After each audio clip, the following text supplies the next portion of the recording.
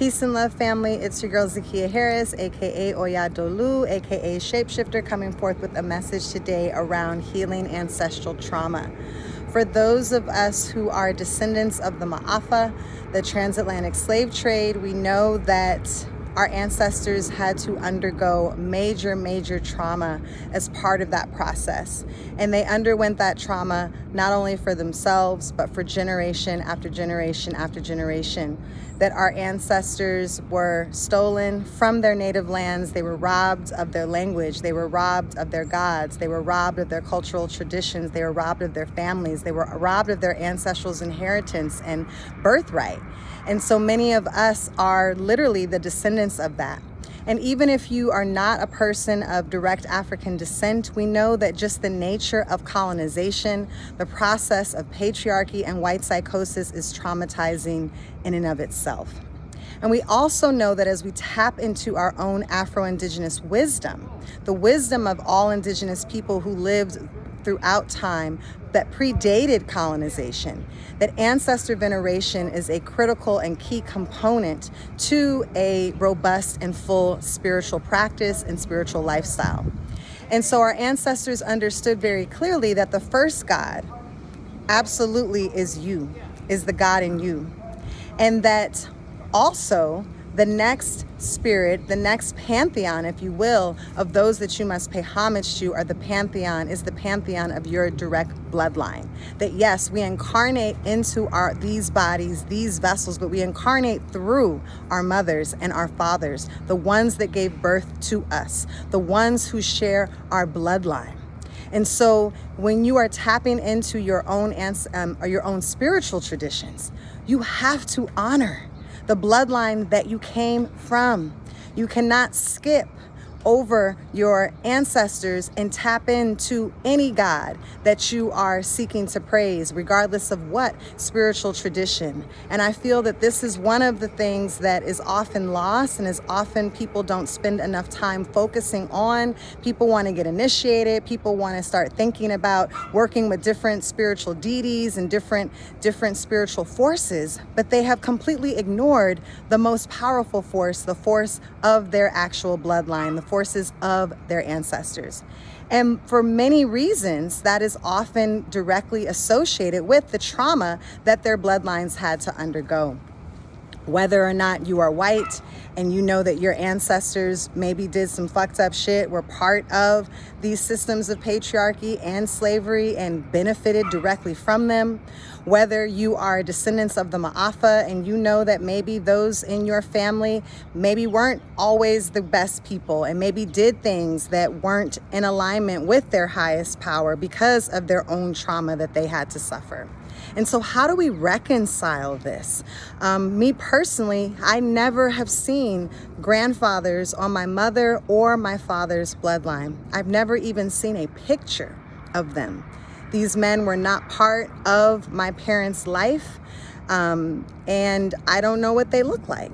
And so I've had to reconcile that. And I also have a grandmother who I never had the opportunity to even meet. Actually, I've only met and had a relationship with one grandparent in my actual bloodline, and that's my mother's mother. And yet I've still had to figure out ways to honor them, to honor my bloodline, and to make sure that I'm putting ancestor veneration at the forefront of those things.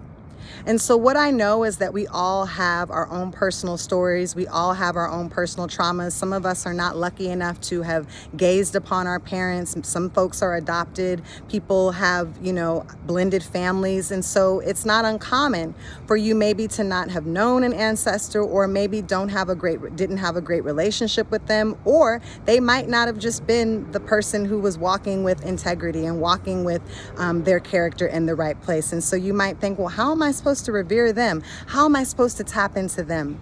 And there's a reason we say venerated ancestors, because every ancestor is not someone to be venerated, is not someone to pay homage to.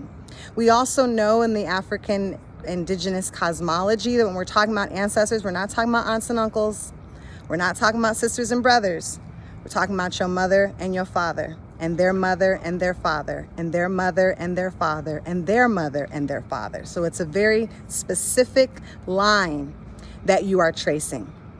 And we also know that if you go back far enough, no matter how traumatized your family story may be, no matter how disconnected you may feel from those in your bloodline, if you go back far enough, I promise you, there is an ancestor there that led a full life.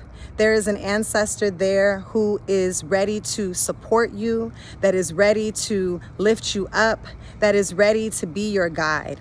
And so in these times, more than ever, as we are witnessing the greatest paradigm shift of our entire lifetime, we have to know that we can't do this alone. That if you're just relying upon yourself and your work or your partner or whatever to get you through, it ain't gonna be enough.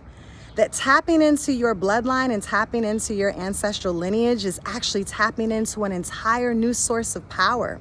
And that when you heal your bloodline for yourself, you're healing it backwards for the folks that came before you, and you're healing it forwards for the folks that are yet to come. As one of my teachers, Namanya, reminds me, we are ancestors reborn. We are an ancestor that has come back to fulfill a very sacred mission. And one day we will be ancestors again. And so the invitation, regardless of how you approach it, is to tap in. Yeye Luis Satish teaches us that if you want to know what your ancestors were doing, look at what you're doing. Your love of food, your love of music, your love of creativity, your love of spirituality most likely is because that is the sacred lineage that you hold. That is the medicine that you carry. That is why you found yourself attracted to the things that you are. And so we might do it differently. You know, many of my ancestors were Christian, and that's okay. And I worship and honor their lineage in a certain way, but that's not a faith that I hold. But it's a faith that I respect because I understand that it got them to where they got, and it got me to where I am. So wherever you are on the journey, take some time to honor the people that came before you. When you sit down to eat, make sure that you're putting a little bit aside for them. When you sit down to drink, make sure you're pouring out a little liquor for them. If you don't have pictures of your ancestors and you don't have, think about a sacred space, a sacred ancestor altar, a shrine, away from other shrines or other altars that you may have, that is a dedicated space to honor their purpose. And if you don't have pictures of them, it's okay to put up places, things that you know they like, traditions, music, any rocks, sacred items, things that call you and call on your spirit. But give them the time and the energy that they are worthy of.